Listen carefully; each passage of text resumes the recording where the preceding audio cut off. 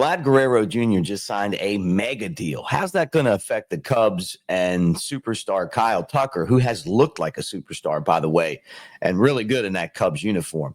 Justin Steele, coming off of his best performance, reminded me of the Steele from 2 years ago. That was a Cy Young Award candidate. The payoff, he's on the IL.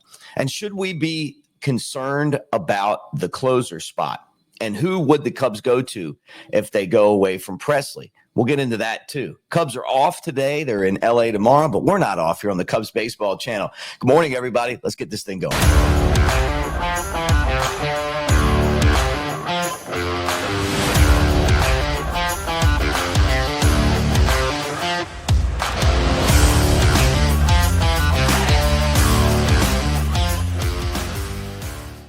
What's up, everybody? Mick Gillespie, Cubs Baseball Channel. Great to see you guys today, and thank you for being here. All right, let's get into this right away.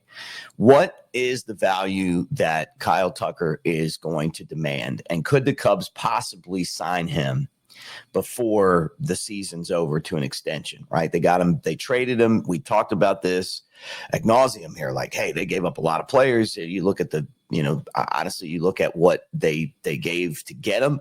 But when you look at it, like, and I know we're still kind of at the beginning of the season, but Cody Bellinger, he hasn't done a whole lot with the Yankees. It was out of the lineup with a stomach thing, but I mean, he hasn't really done anything. I mean, he's got like a home run and 4 RBIs, and then Cam Smith was your first round pick. He's got a long way to go in his career. He made the team out of spring training, but he hasn't done anything. So, and Tucker's been the catalyst of this Cubs offense, which has become one of the best in baseball, at least from the early part of the season. And when you look at the schedule that these guys are playing and what they've done so far, they're hanging in there. The schedule will get easier after the first 60 games, right? And that includes going to LA and playing the Dodgers tomorrow. But to take 2 out of 3 from the Padres, take 2 out of 3 from the Rangers, split in Arizona when you really should have won that series, and then to sweep the A's, I'm feeling pretty good about it. And when you look at the offense, it's Tucker. I mean, he's at the top or right around the top for every offensive category. And somebody's going to pay him a lot of money, and there's going to be a lot of competition for him. And when you see Vlad Guerrero Jr. get, $500 million over 15 years, you're going, okay, what's that going to look like for us with Kyle Tucker? Or would the Cubs be willing to pay that kind of money? And I think that you do pay that kind of money when you get that kind of talent. And it's obvious to me that Tucker's that kind of talent. Somebody's going to pay him. If I'm the Cubs, I'm trying to figure out if he's even willing to do that. Some guys are, some guys aren't. I think that the days of Scott Boras' clients going, yeah, we're not going to take the extension is over. I think that you take it if you can get the money that you want. The market's changed. And even for players that are really good, and look, did Juan Soto get the kind of money that we thought he would? Yeah. Did Shohei Ohtani get the kind of money that we thought he would? Yeah. Did Vlad Guerrero? Yeah. But a lot of other players haven't. And those are the 3 most lucrative contracts in the history of the game. And I'm guessing that Tucker will kind of slot in somewhere in that same neighborhood because he's worth it. And it's not just what he does individually, it's how he makes the lineup better. Everybody's a better hitter because he's in there, because they have to worry about where he is in the lineup.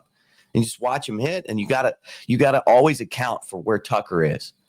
And the Cubs haven't had a player like that in a long time. I mean, this is a much different feel than when they had Cody Bellinger. So this is kind of like the Chris Bryant days, and Javi Baez back when those guys were kind of doing their thing, and they were some of the most ferocious, feared hitters in baseball, around the championship season. So but Tucker has had more consistency than those guys over the long term. So anyway, that's I'm thinking that and who knows if the Cubs will be able to pull it off. But I feel like it's one of those deals where they almost have to just engage in the conversation. And, some of you guys feel like, hey, the Ricketts don't want to spend the money. I got a feeling that in this case, you do want to spend the money if you can get this guy signed, because this is the type of guy that you can sell a ton of jerseys with. Everybody's going to want to wear one of those guys, the marketing aspect of it. And he also gives your team kind of that franchise face and an opportunity to win. And look, I was in Vegas.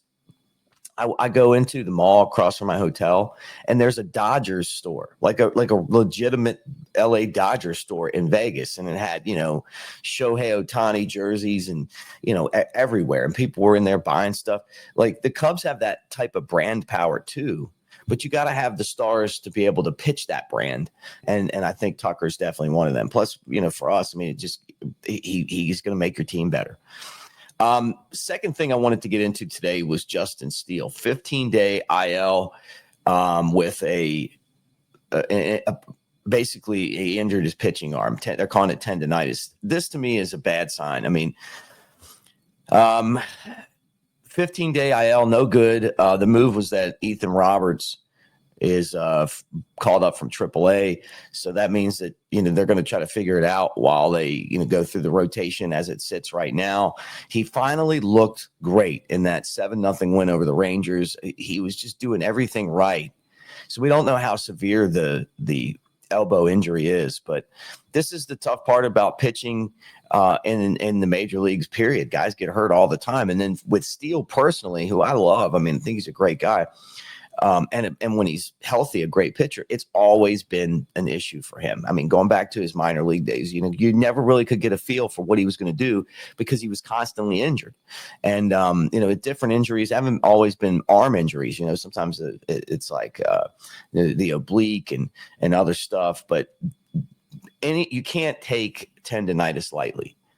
And this is definitely going to hurt the Cubs rotation. Who knows how long he's going to be out.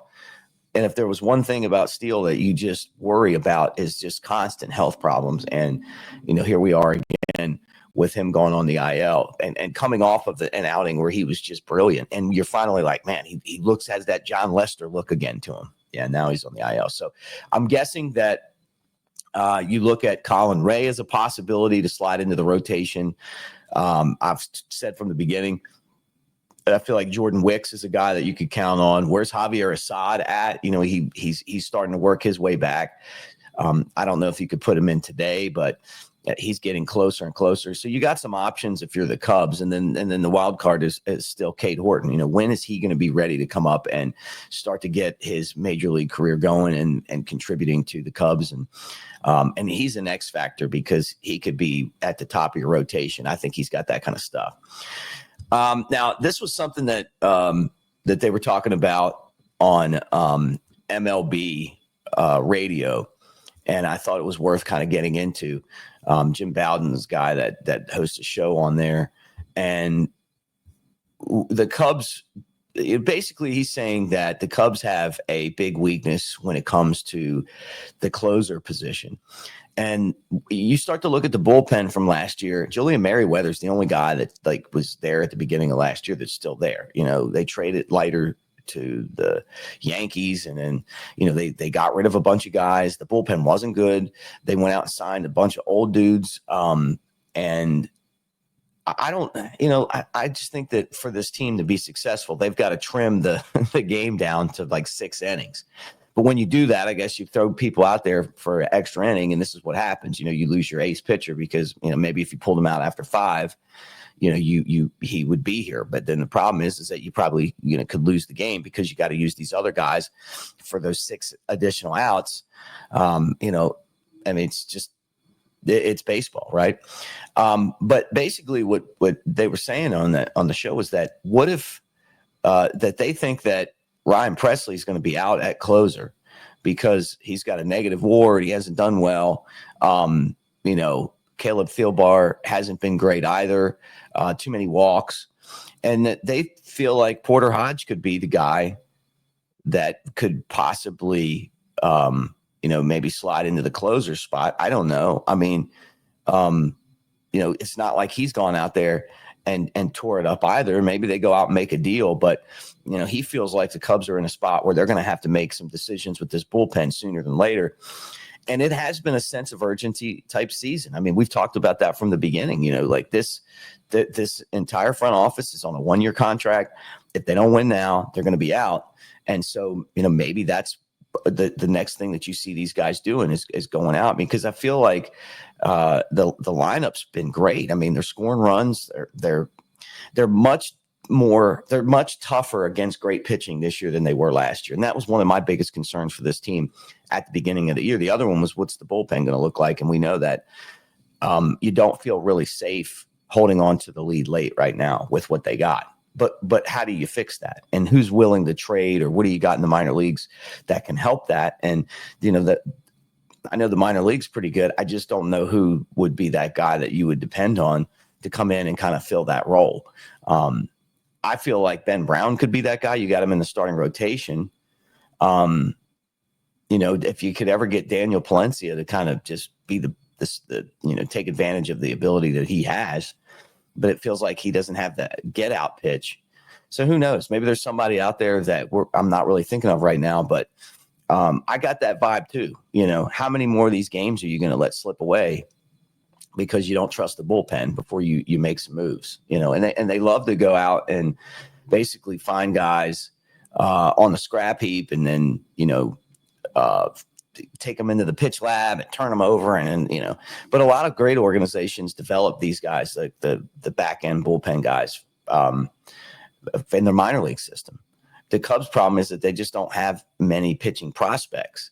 So, I mean, when you look at the list, like they're just, and then the guys that they've traded, except Horton, but he's a starter. I don't think he'd be a closer. So we'll see what happens there. Interesting to keep an eye on that. But look, Cubs are off today. We'll get back at it again tomorrow with another show. Get you ready for the Dodgers series. Like, subscribe, thumbs up, get in the comments section. Love to hear from you guys.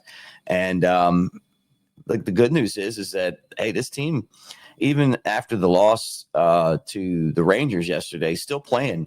I think playing pretty good baseball. I mean, you're going to have games like that. Shota's not always going to be, his best. I mean, that's just, I hope he is, but it was kind of like, you knew you're going to have one of those like setback games, but I think this is a good start for a team that you knew coming in was going to be, basically in a spot where they're playing the toughest part of their schedule right now. And it's been the Cubs bats that have kind of led the way, right? Fourth best batting average. What is it? Fourth best hitting team in baseball right now, through 15 games. So throw that up there. Maybe 10th best average, but very productive hitting team. And I think that this, you just got to close the games out that you got. You're not, and I felt like yesterday's game was one you're going to lose, just because it happens in baseball. But when you get the lead, you got to hold on. So I wouldn't be surprised if you don't see them do something to shake up that bullpen if things don't, get better here coming up. But like, subscribe, thumbs up. Thanks for being here, and we'll do it again tomorrow. Go Cubs.